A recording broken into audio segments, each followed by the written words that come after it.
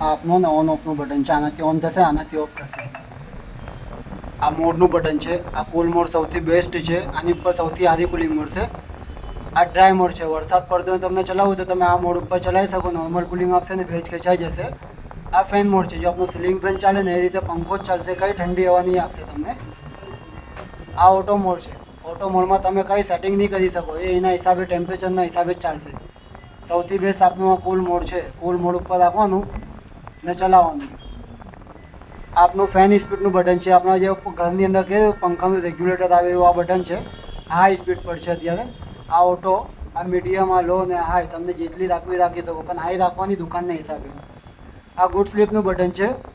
એ તો રૂમની અંદર કામ લાગે, આપણા દુકાનમાં કશું જરૂર નથી. આ ટેમ્પરેચર અપ ડાઉનનું બટન છે. આનાથી વધારે થશે, આનાથી ઓછું થશે. 16 ઉપર વધારે કુલિંગ, 18 ઉપર વધારે કુલિંગ. તમને ઓછી જોઈએ તો 24, 26 ઓછી મળશે. આ પાવરફુલનું બટન છે. પાવરફુલ મીન્સ કે ડબલ ફાસ્ટ કુલિંગ મળશે તમને. આ તમે એસી ચાલુ કરીને બટન દબાવી દેવાનું, તો જે તમારો રૂમ કલાકમાં ઠંડુ થતું હોય ને અડધો કલાકમાં કરી આપશે, પણ પાવર વધારે ખેંચશે ને વધારે ફાસ્ટ ચાલશે.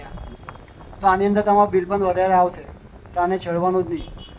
આ ફર્સ્ટ વોચ છે. આઈસ્ક્રીનનું બટન. પહેલાં અડધો કલાક એસી ચલાવી લેવાનું. એસી ચલાવીને રિમોટથી બંધ કરીને આ બટન દબાવવાનું. મેઇન સ્વિચ ચાલુ મૂકવાની આપણે, બરાબર. આ આઈસ્ક્રીનનું. આ સાઇલેન્ટનું બટન છે. આ જે ફ્લોનો સ્પીડ દેખાય ને, આ તમે દબાવશો તો ફેનની સ્પીડ એક પોઈન્ટ પર આવી જશે. કુલિંગ તમારી એ જ રહેશે, ખાલી જે ફ્લો આવે ને આપણને એ નહીં લાગશે. આ ટાઈમર ઓન ઓફનું બટન છે. આનાથી ઓન થશે, આનાથી ઓફ થશે.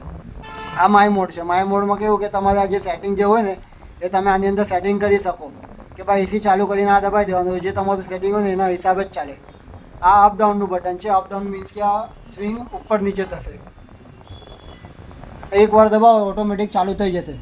તમને જ્યાં સ્ટોપ કરવી હોય ત્યાં બીજી વખત દબાવી દેવાનું તો સ્ટોપ થઈ જાય. આ લાઇટનું બટન છે. પેલી બ્લુ લાઇટ દેખાય ને એને ડીમ કરી શકાય ને બંધ કરી શકાય. આ એકવાર દબાવશો તો ડીમ થશે, બીજી વાર દબાવશો તો બંધ થઈ જશે. આ લાઇટ ખાલી એમ બતાવે છે કે ભાઈ 16 ઉપર છે તો બ્લુ લાઇટ આવશે, 22, 24, 26 ઉપર જશે તો ગ્રીન લાઇટ આવશે, ગ્રીન કલરની. એની ઉપર જશો ને 29 ઉપર તો રેડ કલરની લાઇટ આવશે એમ.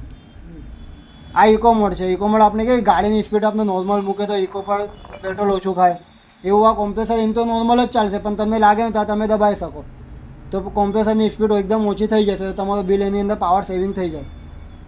આ રીસેટનું બટન છે. જે અંદર છે ને એ કંઈ રિમોટમાં દબાઈ ગયો ના સમજ પડે તો આ રીસેટ તમે દબાવો, ઓટો સિસ્ટમ પર આપનું રિમોટ આવી જાય અને એસી થઈ જાય ઓટો પર. આ ફિલ્ટરનું બટન છે. અહીંયા જે લાઇટ હોય ને એ બંધ કરી દેવાનું, એસીના બટન દબાવી દેવાનું તો અહીંયા લાઇટ બંધ થઈ જશે. બીજું કંઈ ખાસ ધ્યાન રાખવાની વસ્તુ? ના, બસ ડન, કશું નથી એમાં.